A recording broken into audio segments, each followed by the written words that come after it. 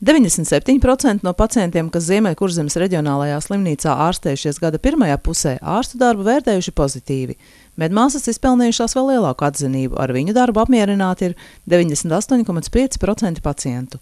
Gandrīz visi pacienti ir apmierināti ar tīrību palātās, savukārt ar ēdināšanu slimnīcā nav apmierināti 36% pacientu. Kopumā tika aizpildītas 209 anketas. Ventspils slimnīca regulāri strādā pie pakalpojumu kvalitātes paaugstināšanas, iegādājoties jaunākās medicīniskās tehnoloģijas, rekonstruējot nodaļas, kā arī organizējot dialogu ar pacientiem.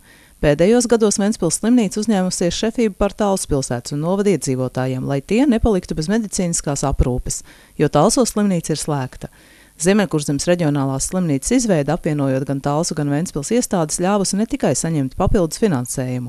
Nu būs iespēja realizēt arī kādu sapni – jaunu slimnīcas celtniecību Talsos. Ne viss ir noritējis gludi, bet projekta virzība notiek. Līgums par celtniecību parakstīts. Grūti gāja Talsos, tur opozīcija cīnījās, faktiski opozīcija cīnījās pret slimnīcas būvniecību konkrētā vietā, nerēķinoties ar to, ka tāds cīņas rezultātā var iznākt, ka tāda slimnīca vispār nav.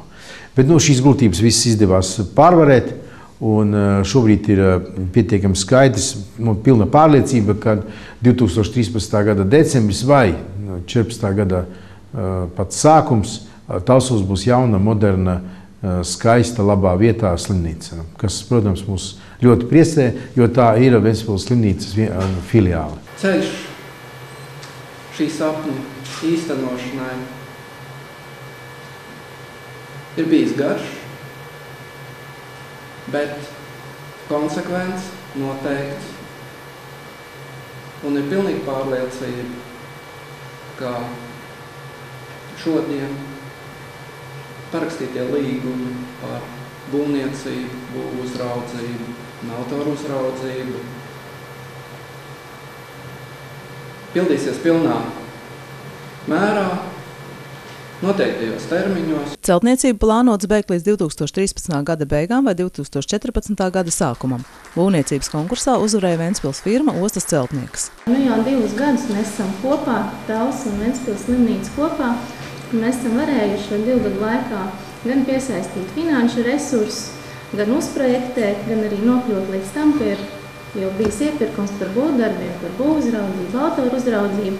Un šobrīd visi spēles dalībnieki mums ir skaidri un atliek vien tikai strādāt. Jaunajā Talsu slimnīcā tiks izvietots stacionārs ar apmēram 40 gultas vietām, traumpunkts, operāciju zāles, intensīvās terapijas nodaļa, ambulatorā nodaļa ar ģimenes ārstu kabinetiem un speciālistu kabinetiem.